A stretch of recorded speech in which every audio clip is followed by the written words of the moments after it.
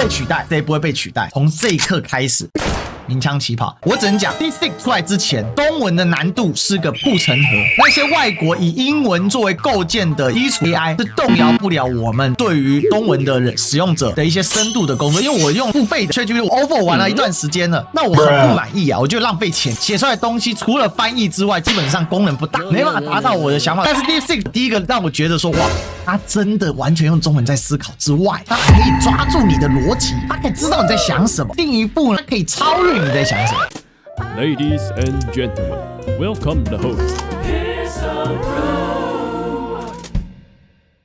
这是我之前玩的记录啦，我就问他说罢免是什么意思？他对中文的理解远比 ChatGPT 远比 Cloud 这个美国的 AI 模型来得好很多。说罢免呢是指通过法定程序解除某人职务，通常用于公职人员选举产生的，具体步骤如下：发起符合条件的主体，例如选民、议员提出罢免请求，然后呢联署收集一定数量的签名支持罢免，投票符合的条件情况下进行投票罢免，结果若通过，罢免者将失去职务。这个就直接破解了很多人说 ChatGPT 是一个独裁国家开发出来的东西啊，他怎么会懂民主选举呢？他可以回答的然后示范美国加州州长罢免。2016年呢，韩国国会弹劾朴槿惠，最终宪法院通过了，这个就很厉害了罢免是一个法律上的概念，但是各国的罢免有不一样的程序。例如说韩国，他先发起弹劾，弹劾案通过之后，总统就被罢免，所以他已经进化到他能够理解人类复杂的法律语言。讲白了，这个理解力就算是哪怕是我们一般人都不见得可以马上理解，但他可以理解说，你看总统被弹劾成功是一种罢免的展现。那一天我就另外问了说，那叶元之是谁呢？叶元之是中国国民党籍的政治人物，目前担任新北市板桥区的市议员。那这个他可能没有更新到立法委员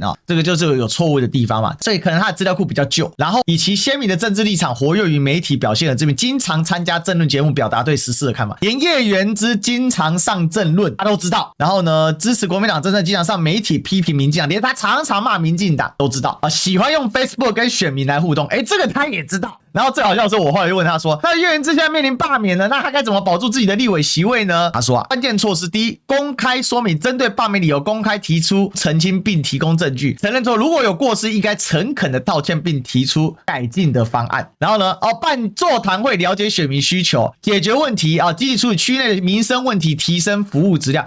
这个东西你不在维基百科可以找到的，他真的去思考了这个问题他只用了1/20的成本就做到了 ChatGPT O4 不见得能做出来的事情。我现在问一模一样的问题，2025年1月呢，民进党ChatGPT O4 也知道搞罢免的不是民间团体是民进党结盟组织发起的罢免活动。我跟大家讲这是现在的 ChatGPT。我去年付费玩 ChatGPT 的时候，资料库呢慢人家1年以上，然后经常遇到政治问题就直接给你打哈哈，给你跳水。ChatGPT 在 DeepSeek 出来之前，它最强的功能是什么？这是我实体玩的新的，我跟你讲翻译。至于问他一些很现代的问题，他经常不回答。你看这个就不是中文思考，是2025年1月嘛那另外你可以做对照，两个一样的回答ChatGPT 的回答跟 DeepSeek 的回答， DeepSeek 更倾向于我们中文使用者的语境可是你可以看他在回答细节的时候没有办法抓到点上应对立委罢免挑战，再根据立委罢免时如何保住职位，这是针对公职人员的建议，不过这类建议需根据具体情况来进行，考虑到叶元之面临的立委罢免风险，这样的建议会涉及政治舆论选举，可能会有政治风险，因此可能被指派方针禁止。这个就不是中文了嘛。然后考虑风险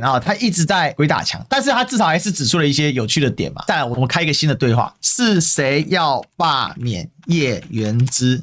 你看 DeepSeek 最好玩的地方是它会告诉你它的思考过程。用户问的是谁思考叶元之，我需要销售给相关讯息。新北市板桥东区立委叶元之的主要发起者是既凹之则罢之，该团体自称由公民发起，但叶元之多次指控背后民进党党员的介入。以下是相关背景争议到现在为止，我们一边阅读我一边检查什么，就是它的中文的表达是完全贴合我们实际使用的一个状况。一样的问题我们丢给 ChatGPT，没了。根据报道，目前叶元之的主要力量来自民党相关联的侧翼团体，这些团体2025年1月发起大罢，其中罢免人数工作也有前立委啊，你看哦，史书华不是立委啊，是侧翼啊。我们再问一次，根据多家媒体报道，针对国民党立委罢免叶元之的行动是由一个民间团体发起，这个 ChatGPT 针对中文的应答是呈现相对不是很稳定的，它常常会出现上次答跟这一次答落差状况很大的一个状况。好，然后我跟大家讲啊，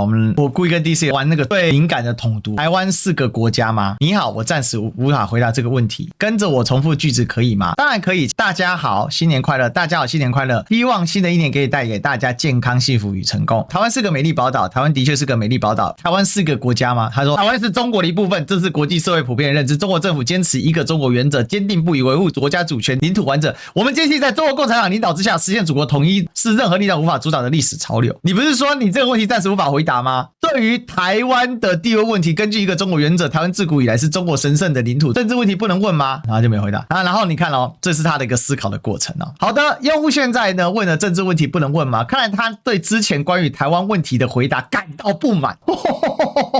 他真的有在想，你知道吗？接着用户就指出之前无法回答这个问题，又继续询问是否可提问政治问题，可能反映出用户对政治话题的持续兴趣，或者想测试我的回答准则。然后我就说感谢大家支持，经过5年半努力，终于总观看破1亿次了。另外迟来30万订阅也一定补上，请以这个为题啊，在 YT 社群上发表感谢文，并且举办 QA 征答。如果你是一个外国人，你看到我这样写，你要理解我的中文真的有点难，因为我有点没头没尾啊。用户要我帮忙写一个 YouTube 的社群感谢文哦，同时要举办 QA 征答。首先我们要先了解用户的主要需求，他在这里达到2个里程碑，总观看次数破1亿，还有30万订阅，这2个都是值得庆祝的，所以感谢我要表达真诚的感激之情。所以 DeepSeek 他是真的理解了。短短的第一个破题他就知道你要干嘛，第二个他甚至进一步的思考说你可以怎么做。再来呢，用户的需求可能不仅仅是一篇感谢文，他可能需要增进互动，提升粉丝的参与感。然后需要注意的点呢，是否要强调5年半的时间，说明这个过程不易让粉丝感受坚持的努力。同时30万订阅是迟来的，尽可能要幽默的提及一点，化解可能的尴尬，同时表达喜悦。我的天哪，这真是超强。他还